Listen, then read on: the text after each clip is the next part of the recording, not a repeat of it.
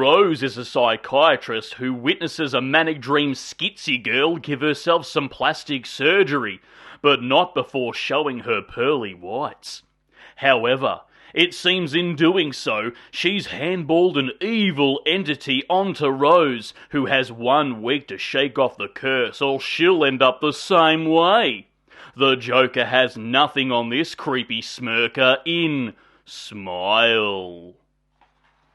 Hello there, you loose units, and welcome back to another episode of Spicy Boy Reviews. I'm, of course, your host, Andrew Iles. That's it, it's the month of Halloween, and we do have another horror film, so let's bloody get straight into it. This film, Smile, is directed by Parker Finn, who has 2 short films under his belt, and this being his feature film debut. We meet Rose, our protagonist here, who is a psychologist, or psychiatrist if you will, working in a hospital for the mentally challenged. She loves her job, she's engaged to A-Train, and everything in her life is hunky-dory. That is until the chick from Neighbours pops in for a freak-out session and claims that there is an evil entity that is following her in the form of people that she knows, whether it's past or present, and seems to be constantly smiling at her. Yep, sounds like a nightclub creepo to me.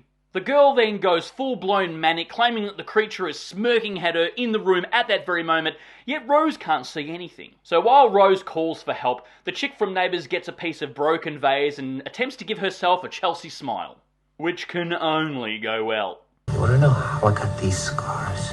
Which, of course, unfortunately, killing herself in the process. However, Rose's ex rocks up, who is actually a detective who is investigating the case. Awkward! It's not long before creepy shit starts happening to Rose, and she works out that this evil entity may have been passed on to her. She then unravels and spirals down into madness, doing things that would make even Ed Gein scratch his head at it, with her having no memory of doing such things. Beginning to see dark figures in corners a la Hereditary, and seeing strangers smiling at her in a creepy horny dude kind of way. She then does a bit of investigating herself with her ex tagging along, who's conveniently a detective. So he tags along and they have a little bit of a The Ring investigating adventure.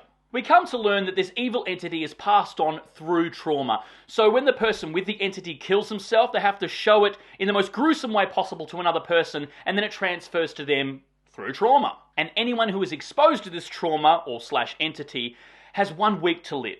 The movie does take its time. It's a bit of a slow burn building itself up, but not in a boring way. The movie is a crescendo leading up to a Professor X mind-fuckery battle. But don't worry, the Scarlet Witch ain't gonna rock up and fuck things up.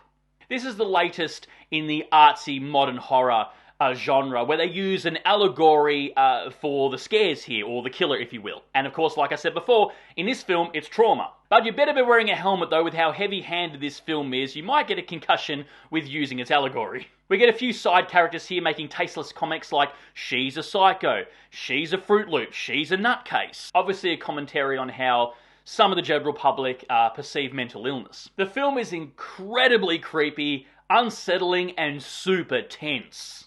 I was engaged from start to finish. This film grabbed me, and I was really interested to see where it was going to go. You're on this journey with Rose, and she's fantastic in it. The actress Sosie Bacon is magnificent in this role. She carries this film beautifully. In fact, the acting all round was top-notch. But of course, no doubt, Miss Bacon will get snubbed by the Oscars because this is in fact a horror film. I mean, the same way Toni Collette was snubbed for Hereditary and Lupita Nyong'o for Us. I'm sorry if I butchered that last name, probably did. There's a fair few jump scares too, but they follow through with it. They aren't cop-outs. And there's some full-on gore galore on display here that is wince-worthy. There's even a few chuckle-inducing jokes here and there that actually landed. The film looks really good too. Everything has sort of a vanilla hue over everything. You know, breaking the modern horror trope of everything having a blue tint on it, or all the, the contrast pulled up and the colour drained. Yeah, it was a refreshing look. Like I said, this film uses an allegory for the scares, or the horror if you will, like the new